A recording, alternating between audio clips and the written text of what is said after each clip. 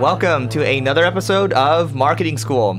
I'm Eric Siu. And I'm Neil Patel. And today we are going to talk about the new way to do competitive analysis. This is just a new way to do competitive analysis. And what do we got? What are you going to say? What do you have? Facebook.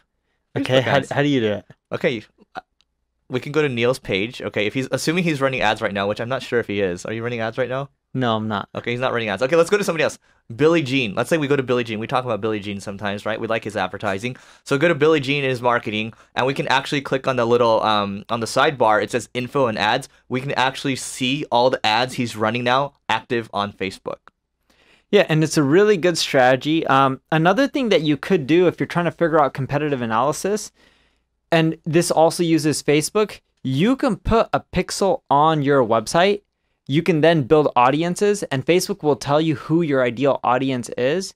Then you can use a lot of other tools out there on the web, like the SimilarWebs, to figure out which of your competitors have that same audience. Because once you know they have that same audience, then you can go look at their marketing strategy and then replicate it or reverse engineer it or one-up them or whatever strategy you want to use.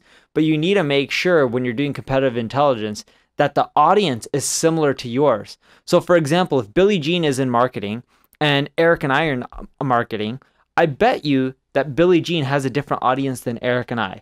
For sure. But Eric and I, we have a very similar audience because we both run ad agencies.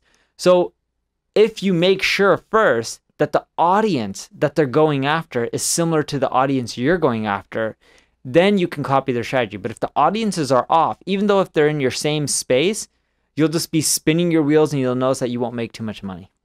Yeah, with marketers, I mean, they talk about, well, there's this concept called swiping, okay? And so actually there's a good website. If you go to swiped.co, you can actually see a lot of copy, long-form sales pages, things like that, which actually a lot of marketers nowadays don't really pay attention to. I recommend that you do because this long-form sales copy stuff, it's all around human psychology, so check it out. But the idea behind using this new info and ads feature in Facebook is, yes, they're trying to add more transparency. It's also going to show your ads out there. It's kind of a double-edged sword, but I think in the long term, it's a good thing. You can actually go out and report ads that you might have saw in passing but remembered. And so if you're feeling like you should go report some ads, go ahead and do that. But my point is, you can go and swipe instead of let's say you have clients, for example. Let's say Neil and I, we have clients. We can actually, instead of having to come up with ideas all the time, we can just take a look at their competitors, show our clients what ads are out there.